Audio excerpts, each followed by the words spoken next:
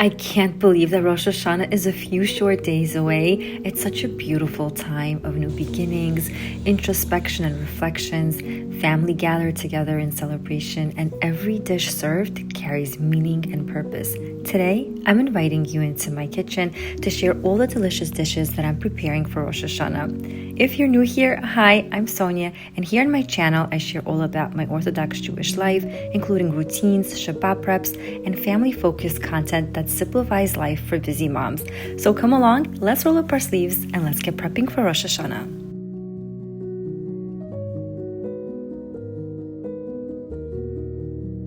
This first recipe is this leek and olive and apricot chicken that is so delicious. I got it from Busy in Brooklyn. I just put my own little twist to it.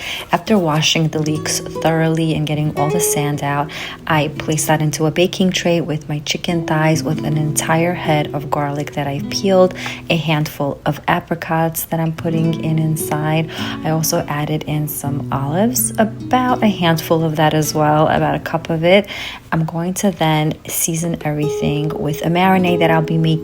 You'll need 1.5 cups of chicken broth, paprika, salt, black pepper, turmeric, date syrup, all of this deliciousness. The entire recipe for the marinade will be in the description box below. The only twist that I made is that I added some tomato paste, about 1/4 cup of that.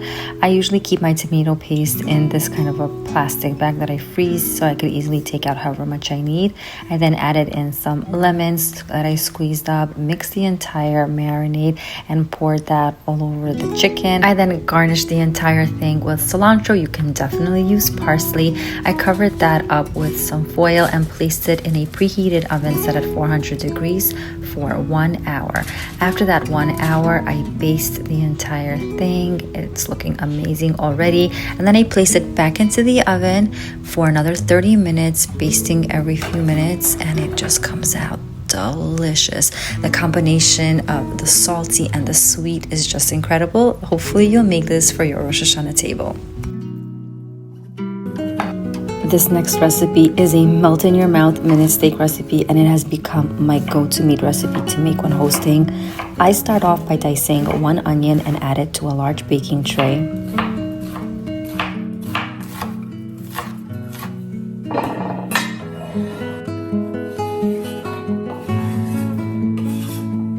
Next, I add in 1 red pepper, 1 tomato, butternut squash, sweet potato, and baby potatoes go in as well, all into that baking tray. Don't skip any of these vegetables because they really do make this dish amazing.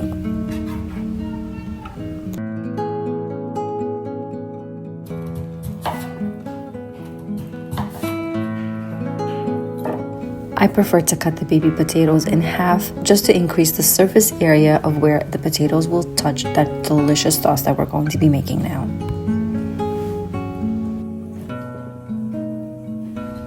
The sauce is really easy to make. I add in 1/4 cup of avocado oil to a bowl, and then I add in a tablespoon of the garlic oil that I had made earlier.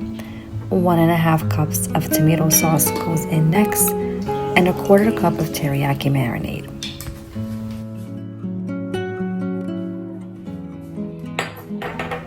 I then add in all of the seasonings to taste. I have here some salt, black pepper, cumin, coriander, and some steak seasoning, as well as paprika.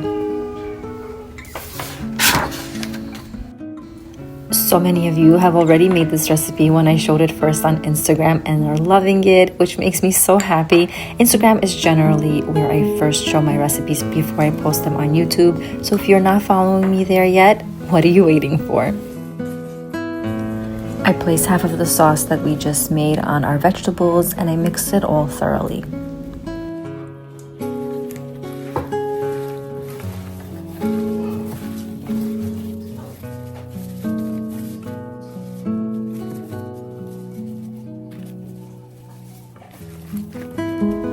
I then dip each minute steak into the sauce, and I very quickly realized that this baking tray is much too small for what I need, so you'll see me switching everything out a little bit. I then add in about 1.5 cups of water to the bowl where we had the sauce just to clean everything out, and I added that to the pan as well, and it's just going to create a lot of moisture and softness to the meat. Before baking, I sprinkle on some dried parsley. It's completely optional, but I just feel like it elevates this dish a lot.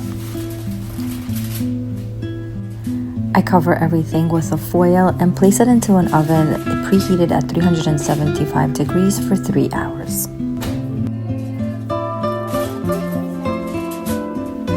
About an hour and a half after the meat's been in the oven, I take it out, uncover it, and I baste it with its juices. It already looks so good, but I'm gonna put it back into the oven for another hour and a half, and it's gonna become so soft, it's gonna melt in your mouth.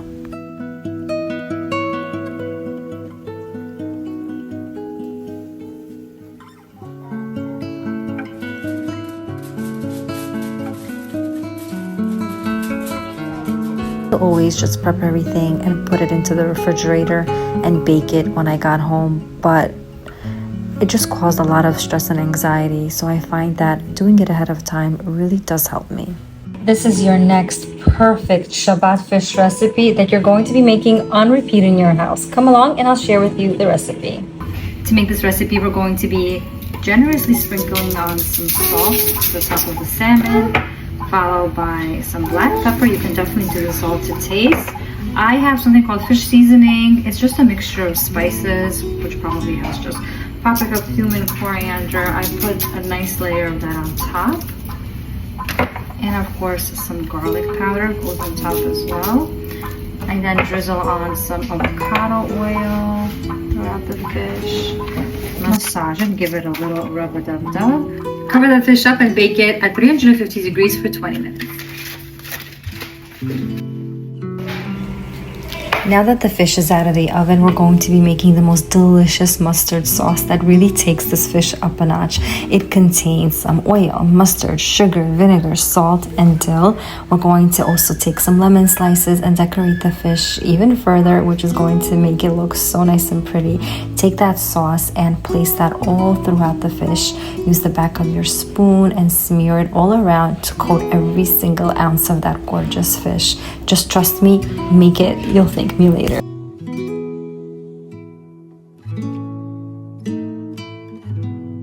Are you hosting Shabbat or have a special gathering coming up and you need the most perfect salmon recipe? Well, then look no further. This is it. Take your salmon, wash it, place it on a baking tray, and all you have to do is add in the sesame teriyaki sauce. Put that all over the fish, smear it on really well. Now separately in a pot, we're going to heat up about 1/4 cup to 1/2 cup of oil and add in 1.5 heads of garlic until they're browned. Place the garlic and oil over the fish, season it with some red chili flakes, put as much as you can handle, cover it and bake it in a 375-degree oven for about 30 minutes. Once cooked, dress up the fish any way you like. I chose to slice up some lemons very thinly and place that all throughout the fish. I also took some scallions, chopped it up, and placed it all around. I then also added in some mixed greens all throughout the fish to make it look even more gorgeous. This is a recipe that all of your friends and family will love. One of my personal favorite parts of any meal are definitely the salads and the varieties and flavors. We're going to get started on this eggplant salad. I'm going to be slicing it up pretty thinly, and I'm going to be baking it this time. So I place a generous amount of oil to a baking pan lined with parchment paper. Place all of those eggplant slices on the bottom of it, and then I'm going to be flipping everything over so that each part of the eggplant has some oil in it. I'm going to be baking it at 350 degrees only because I had something in the oven already. Otherwise I would have broiled it. It would have been a lot faster. While that's going, I'm starting on my dip. So this is for my eggplant dip.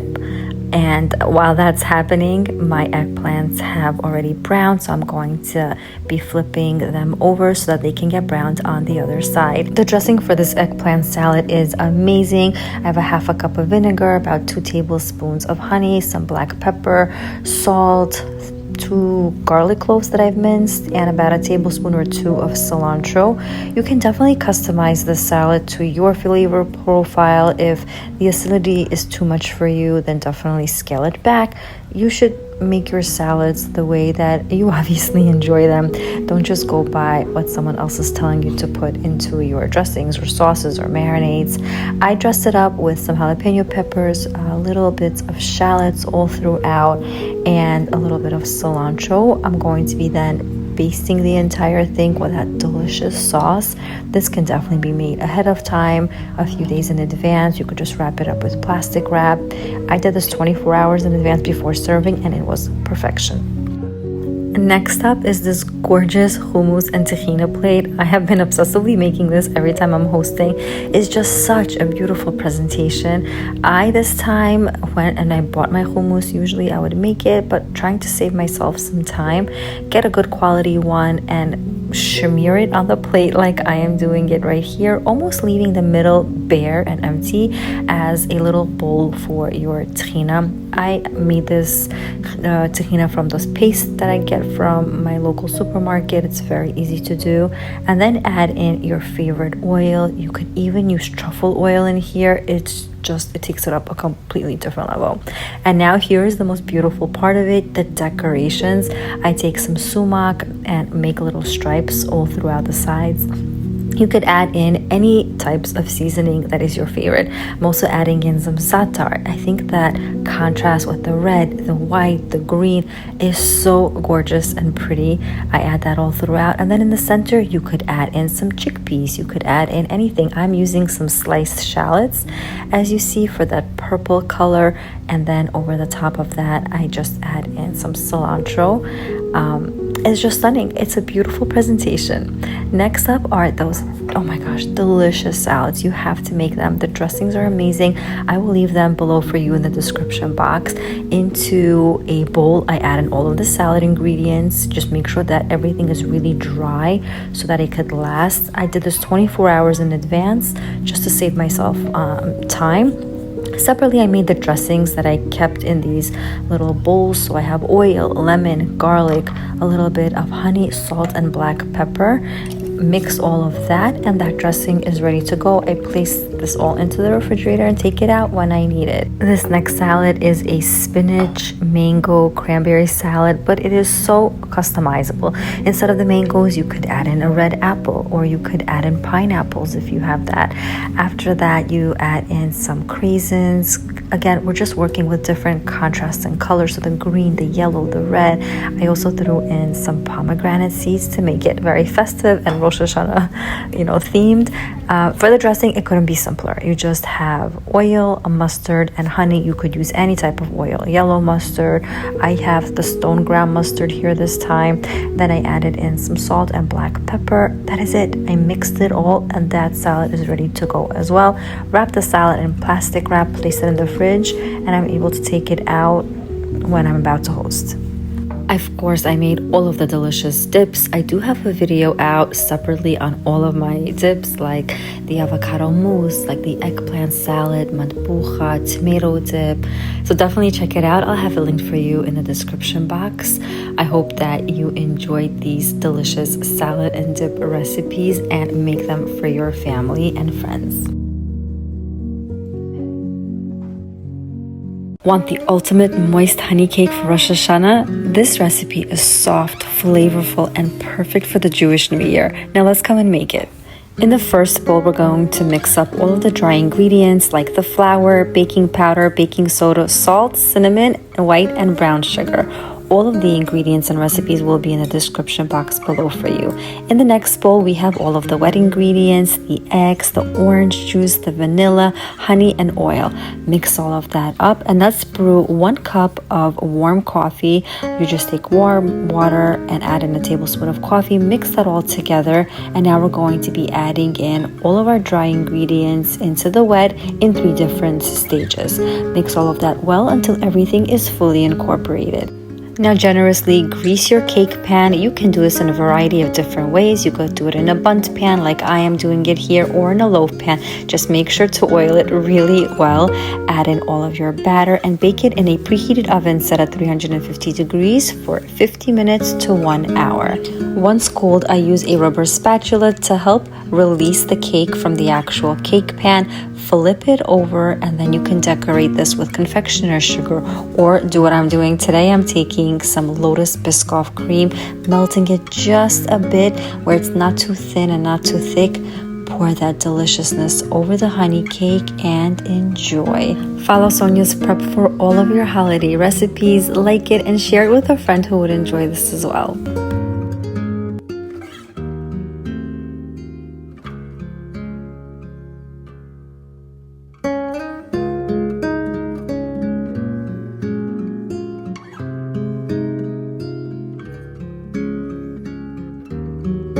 Is this for me?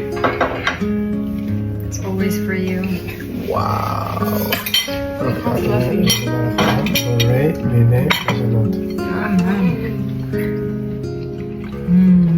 Wow. This is dangerously good.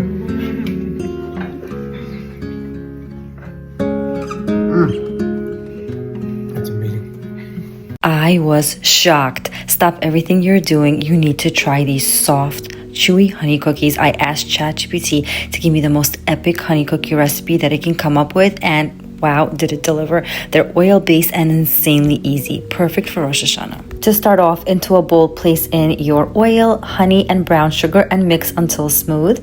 Then you're going to add in your egg and vanilla. Mix it up until it looks like this caramelly deliciousness. Then we're going to add in the salt, baking soda, cinnamon, and flour. Mixy mix until a soft dough forms. Next, prepare 2 cookie sheets lined with parchment paper. Scoop out all of the delicious batter into little small bowls using an ice cream scooper, and coat them with sugar if you'd like, or just sprinkle the sugar right over the top as I'm going to be doing it here. Now bake in a 350-degree oven that's been preheated for 11 minutes, and look at how amazing and delicious they came out. Definitely exceeded all of my expectations. They were so soft, so chewy, it flew off the trays. Why just dip your apples in honey when you can bake them into the coziest apple crumble for Rosh Hashanah? Sweet, crisp, and perfect with a scoop of ice cream. It's the holiday dessert everyone will ask for. Of course, it starts with 7 gorgeous honey crisp apples that I'm going to peel, core, and slice thinly. To prevent the apples from browning, you're going to need to squeeze in half of a lemon, then add in about half a teaspoon of vanilla extract, half a cup of granulated sugar, half a teaspoon of some ground cinnamon, and half a cup of all-purpose flour. Mix all of that to incorporate everything into the apples. Set that aside, and now for the crumble topping, we will need 1 cup of all-purpose flour, 1 cup old-fashioned oats, 2/3 cup of brown sugar, half a cup of granulated sugar, 1 teaspoon of salt, 2 teaspoons of ground cinnamon, and 12 tablespoons of cold unsalted butter or margarine. Mix the crumble until coarse crumbs are formed. Take your apples, place them into a 9x13 pan, and top it with that delicious crumble over the top. Then place it into a preheated oven set at 350 degrees and bake it until it's browned, ooey, and gooey for about 45 minutes to 1 hour. Just look at those decadent bubbles of gooiness and deliciousness. I can't wait to just dive in through the screen and have a plate of it. Hope you guys enjoy making it for your families this Rosh Hashanah season. Follow Sonia's prep for all of your holiday recipes and share it with a friend who would enjoy this as well. Shana Tova, from my family to yours. Thank you so much for spending time with me in the kitchen as I prepped for Rosh Hashanah. I hope these recipes bring sweetness and joy to your holiday table. And if you try any of these dishes, I'd love to hear how they turned out in the comments. Don't forget, you can find my complete Rosh Hashanah guidebook and digital downloads linked in the description box, along with all of my Amazon favorites. Wishing you and your loved ones a sweet and meaningful New Year. Shana Tova, from my family to yours. And if you enjoyed this video, be sure to like, subscribe, and click the bell so you don't miss any of my future uploads.